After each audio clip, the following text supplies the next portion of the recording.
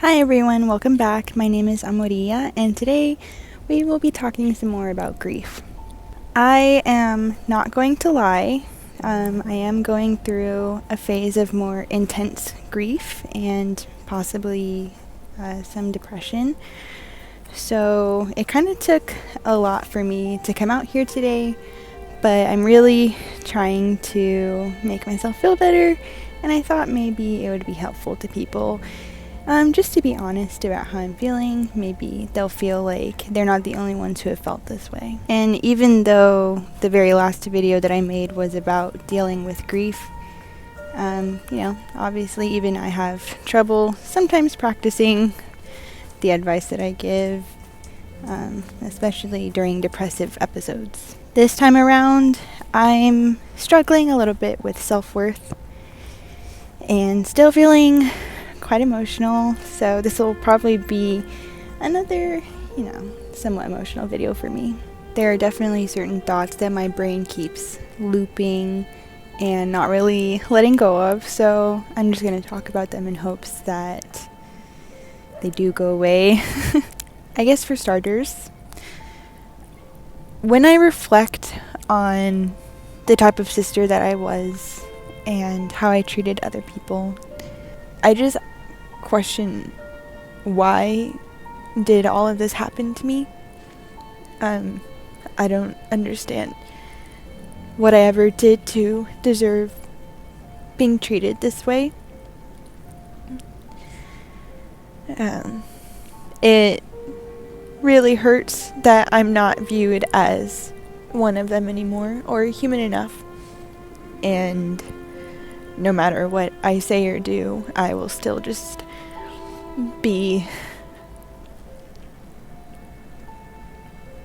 banished to the outside when they're all that I knew and they were everything that I loved. I've waited years hoping that their love for me would wake them up, because love is what woke me up and what led me out.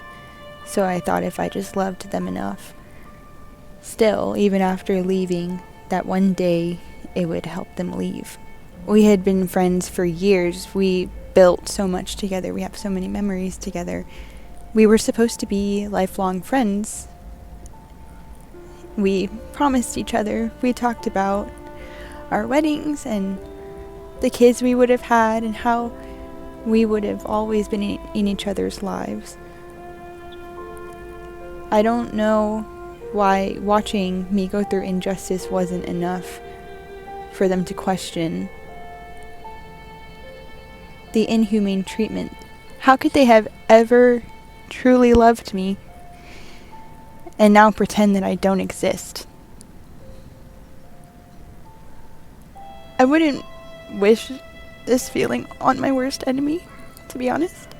I'm embarrassed to admit how many times I almost didn't make it in the 5 years that I've been out, and how recent that was almost true. Maybe my heart is too soft for a world like this. Maybe there was some kind of mistake and I'm not supposed to be here. I get my heart broken too easily and I feel everything too much. So often it feels like this cruel nightmare that I'm stuck in, where I was shut out of everything that I knew and loved and everyone that meant something to me. And I'll never forget the feeling of thinking that I was safe in a room with everyone who cared about me, and one day the lights flickered off, only for me to realize that everything I'd ever feared, I was trapped in the room with it. That I had trusted everyone, and I had trusted wrong. I loved them with my entire heart. So I don't understand. What is it about me that makes them not love me back? I just want to know.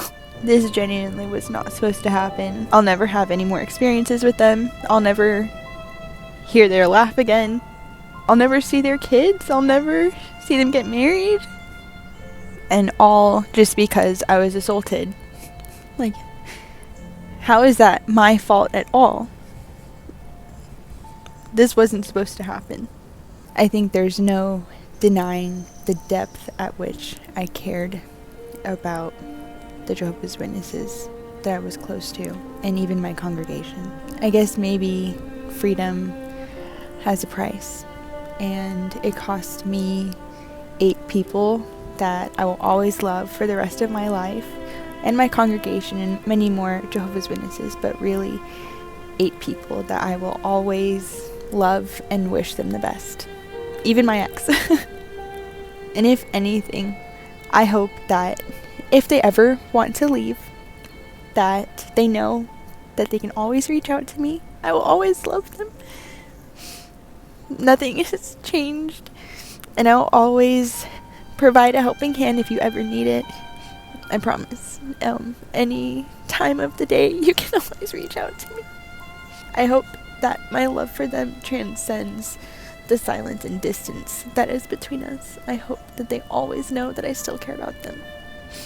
I guess really this just goes to show how much I love and what an honor that was to have known them and to have gotten so close to them that I miss them this much even all these years later. I found another hummingbird.